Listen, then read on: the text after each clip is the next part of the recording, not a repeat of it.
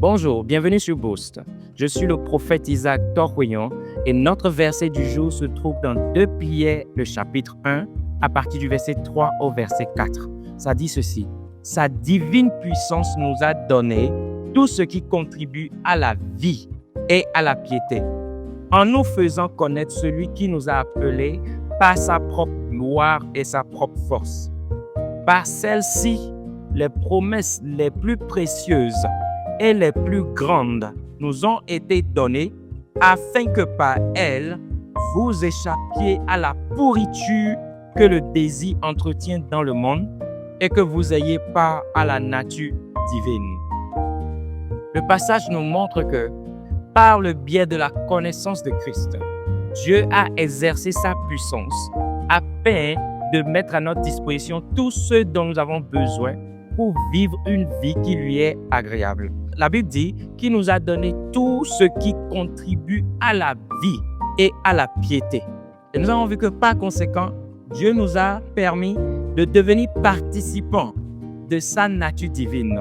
La Bible dit que par celle-ci, les promesses les plus précieuses et les plus grandes nous ont été données afin que par elles, vous échappiez à la pourriture que le désir entretient dans le monde et que vous ayez part à la nature divine. Alors on peut se demander, qu'est-ce que c'est alors que la nature divine? La Bible dit que par un seul homme, c'est-à-dire par Adam, le péché est entré dans le monde. En tant que représentant de la race humaine, au travers de lui, nous avons hérité d'une nature corrompue. Et la Bible nous parle aussi d'un second Adam qui est venu avec la justice de Dieu, avec une nature nouvelle. Et au travers de lui, nous avons maintenant part à la nature de Dieu. Au travers de lui maintenant, nous sommes libérés de la nature corrompue, des désirs, l'influence de la chair. Donc la nature de Dieu, c'est une nature juste. Ce n'est pas la nature qui est corrompue par le péché. Ce n'est pas la nature que nous avons reçue par héritage au travers Adam. Mais par contre, c'est la nature que nous recevons au travers de Christ, par le biais de l'œuvre de Christ. Alors, si maintenant la Bible nous dit que nous avons part à cette nature, quelle est alors notre responsabilité? Que devons-nous faire? Je vous lis à partir du verset 5, du même passage jusqu'au verset 9. Ça dit ceci: Pour cette raison même, faites tous vos efforts pour joindre à votre foi la force morale. À la force morale, la connaissance. À la connaissance, la maîtrise de soi. À la maîtrise de soi, la persévérance.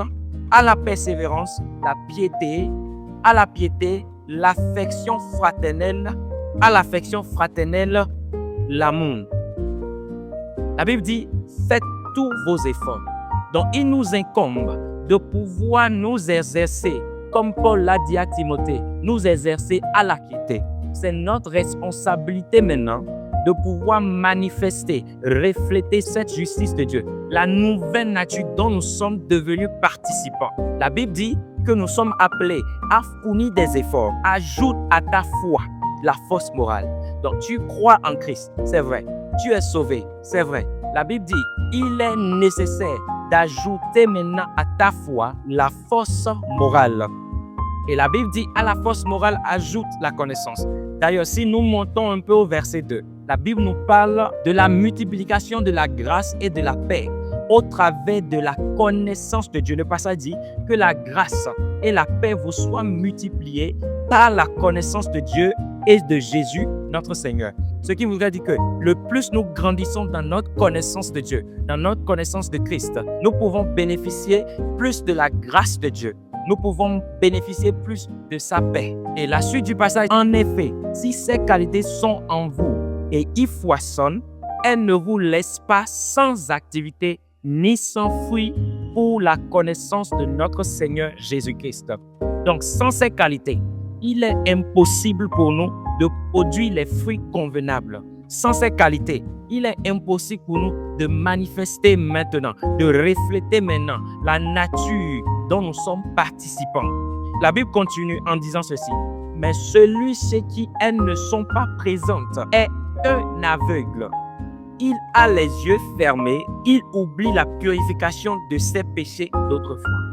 Ça voudrait dire que celui qui n'a pas ses caractères, celui qui n'a pas développé ses attributs dans sa marche avec le Seigneur est comme quelqu'un qui a oublié qu'il vient de quelque part, qu'il a été racheté de quelque chose. Est comme quelqu'un qui a oublié, comme Paul l'a dit, que l'ancien homme, l'ancienne personne a été crucifié avec Christ sur la croix et que maintenant, s'il vit, c'est Christ qui vit en lui.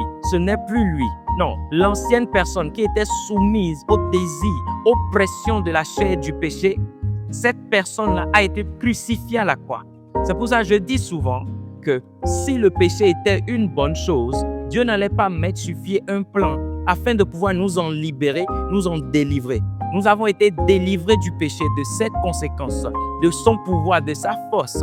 Et nous avons reçu la justification de Dieu. Nous sommes devenus participants de la nature de Dieu parce que la vie du péché est une vie corrompue. C'est une vie qui est basée sur une nature qui a été corrompue. Cependant, quand nous recevons la nature de Dieu, nous sommes transformés, nous sommes participants à une nature qui n'est point corrompue, une nature qui est basée sur la justice de Dieu. Donc, c'est bien possible de pouvoir vivre une vie loin de la corruption charnelle. C'est ce que la Bible nous explique ici. C'est bien possible de vivre et refléter la justice de Dieu. On reconnaît un arbre par les fruits qu'il produit. Alors la question est, quel genre d'arbre es-tu? Es-tu un arbre qui, soi-disant, appartient à Dieu, mais cependant produit des fruits qui ne sont pas consistants avec la nature de Dieu? Ou es-tu un arbre qui est soumis à la volonté de Dieu? Un arbre qui a accepté, qui a pris conscience du fait qu'il est participant à la nature divine et qu'il est appelé maintenant à fournir des efforts afin de s'exercer à la piété et produire des fruits qui émanent maintenant de la nouvelle nature qu'il a reçue. J'aimerais t'inviter et je prie pour toi que pendant que tu fasses cette journée, que tes paroles et tes actions soient l'expression de la justice de Dieu, de la nouvelle nature que nous avons reçue et non de la corruption de la chair. Je prie que la grâce de Dieu repose sur ta journée dans le nom puissant de Jésus-Christ de Nazareth et que la nature juste de Dieu puisse être manifestée au travers de toi. Sois béni et passe une très bonne journée.